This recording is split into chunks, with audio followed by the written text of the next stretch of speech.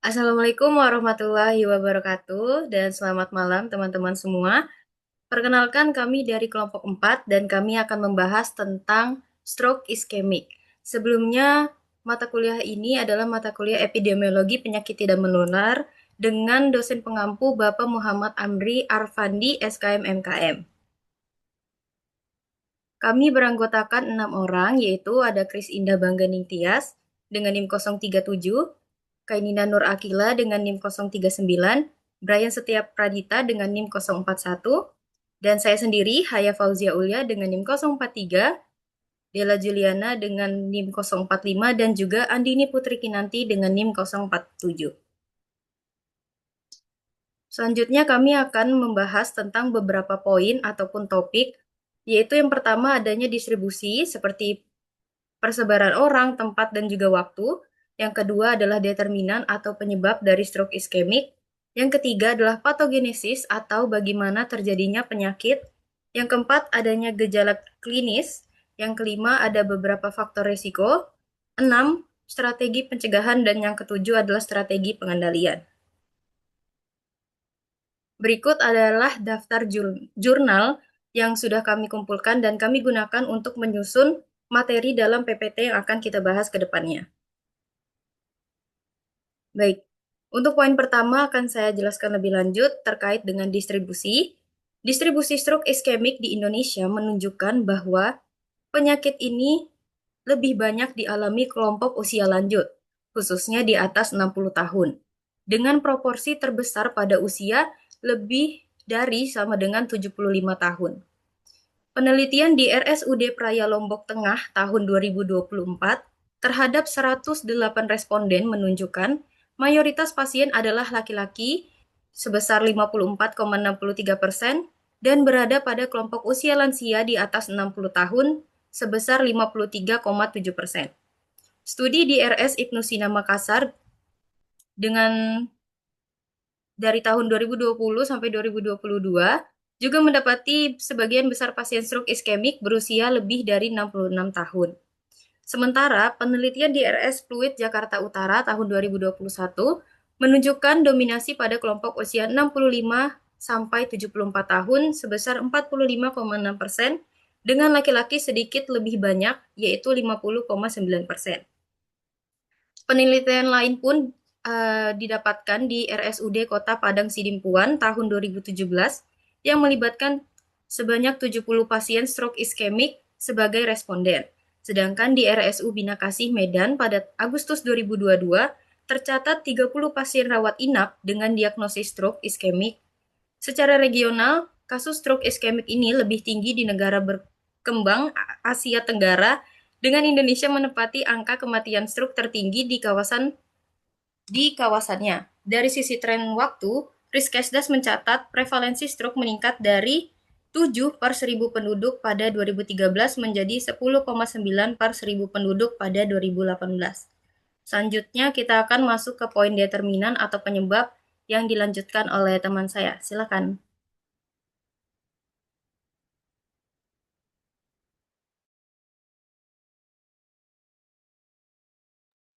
Baik, untuk tensi yang menjadi faktor risiko yang paling dominan, meningkatkan risiko hingga 4 sampai 12 kali lipat. Faktor lain yang berhubungan signifikan adalah diabetes mellitus, riwayat penyakit jantung seperti fibrilasi atrium, serta kebiasaan merokok yang mempercepat kerusakan pembuluh darah dan pembentukan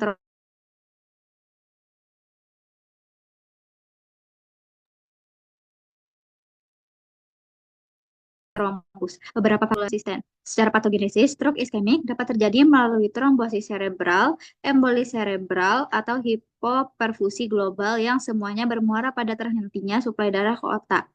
Di sisi lain, beberapa faktor seperti usia, jenis kelamin, kadar gula darah, atau IMT tidak selalu menunjukkan hubungan yang konsisten. Beberapa penelitian tidak menemukan asosiasi bermakna antara faktor-faktor tersebut dengan kejadian stroke iskemik.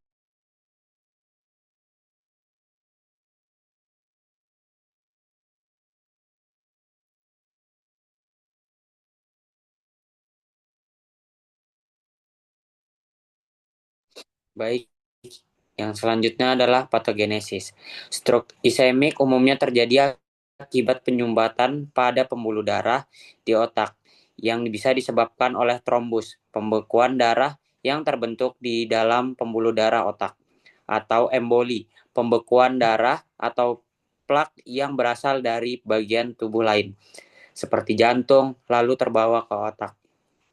Penyumbatan ini menghentikan aliran darah dan suplai oksigen serta nutrisi ke sel-sel otak, yang pada akhirnya menyebabkan kematian sel dan kerusakan jaringan otak.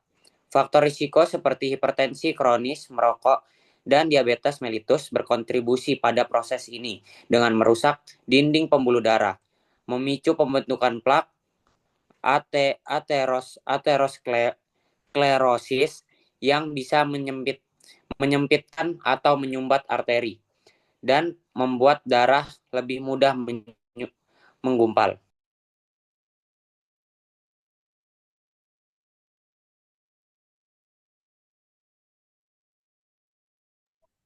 Selanjutnya masuk ke gejala klinis stroke iskemik yang sering terlihat antara lain kelemahan atau kelumpuhan pada suatu sisi tubuh, disertai mati rasa pada wajah, lengan maupun kaki, mulut yang tidak simetris, sering diikuti dengan kesulitan berjalan, mau pusing, vertigo hingga kehilangan keseimbangan, gangguan bicara juga menjadi gejala khas, misalnya bicara tidak jelas, sulit mengucapkan kata-kata, atau kesulitan memahami bahasa.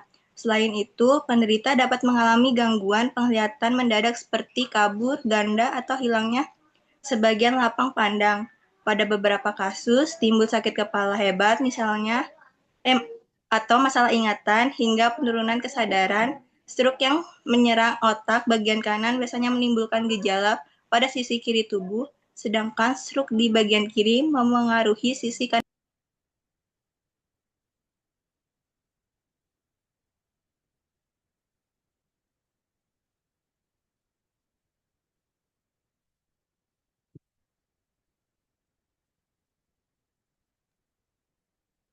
Ya, baik. Selanjutnya ada faktor resiko.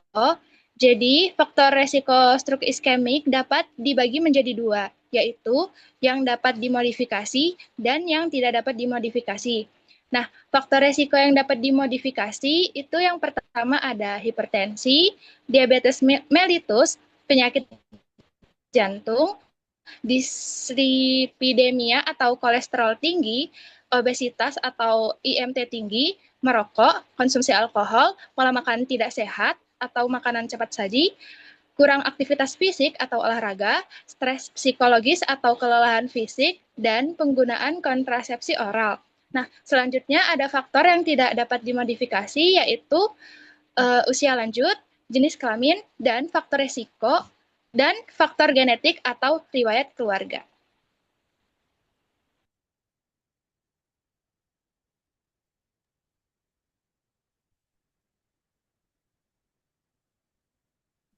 Lalu selanjutnya yaitu ada strategi pencegahan.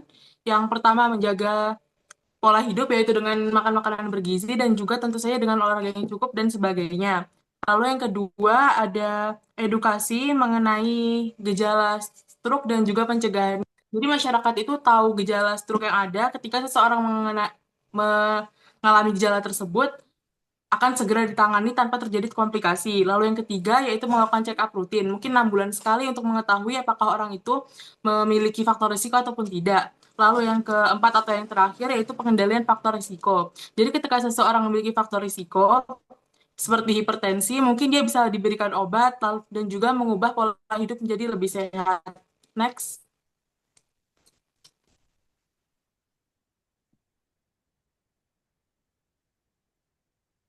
Selanjutnya itu ada strategi pengendalian. Jadi strategi pengendalian untuk stroke iskemik itu ada dua, yaitu antara farmakologi dan juga non-farmakologi. Untuk farmakologi meliputi terapi suportif, pemberian obat antihipertensi untuk mengendalikan tekanan darah, obat antiplatelet, obat antikoagulan untuk mencegah terjadi kekambuhan. Lalu untuk non-mokologi yaitu non-farmakologi, yaitu carotid endarterotomy atau carotid artery stenting, serta terapi endovaskuler. Keduanya ini antara farmakologi dan juga non-farmakologi memiliki fungsi yang saling berkaitan untuk mencegah terjadi kekambuhan dan juga mencegah terjadi komplikasi. Baik, terima kasih teman-teman yang sudah menyampaikan materi dan pembahasannya. Ini adalah referensi yang kami gunakan, yaitu dalam bentuk PDF dan juga jurnal yang lebih lengkap. Baik, mungkin sebelum saya tutup, saya akan membacakan pertanyaan yang sudah disampaikan atau diberikan oleh teman kita dari kelompok 3, yaitu Najwa Salsabila dengan NIM 027. Pertanyaannya saya bacakan, yaitu bagaimana teknologi digital seperti telemedicine ataupun wearable device bisa membantu deteksi dini dan juga monitoring pasien stroke iskemik. Saya persilahkan ke teman-teman apabila ada yang ingin membantu menjawab pertanyaan tersebut. Baik, izin menjawab terkait pertanyaan tadi. Jadi, cara teknologi digital membantu deteksi dini dan monitoring stroke adalah dengan cara telemedicine memudahkan pasien cepat konsultasi. AI mempercepat diagnosis dan prediksi risiko, serta wearable device memantu tekanan darah atau detak jantung secara real time, sehingga pasien bisa mendapatkan penanganan lebih cepat dan terkontrol untuk mencegah kecacatan maupun kelumpuhan. Baik, terima kasih Brian atas jawabannya. Mungkin itu saja pertanyaan dan juga jawaban yang dapat disampaikan. Sebelum saya tutup, saya ingin membacakan kesimpulan di mana stroke iskemik adalah gangguan akibat sumbatan pembuluh darah otak. Biasanya menyerang usia lanjut karena adanya faktor risiko seperti hipertensi, diabetes, jantung, dan bahkan kebiasaan merokok. Pencegahannya dapat dilakukan dengan gaya hidup yang sehat serta deteksi dini yang merupakan salah satu hal penting yang dilakukan. Sedangkan untuk pengendaliannya yaitu melakukan terapi medis maupun tindakan operatif untuk menekan dampak dan juga menjaga kualitas hidup pasien itu sendiri. Mungkin itu saja yang dapat kelompok 4 sampaikan. Terima kasih atas perhatiannya. Saya ucapkan mohon maaf apabila ada kesalahan. Terima kasih. Wassalamualaikum warahmatullahi wabarakatuh.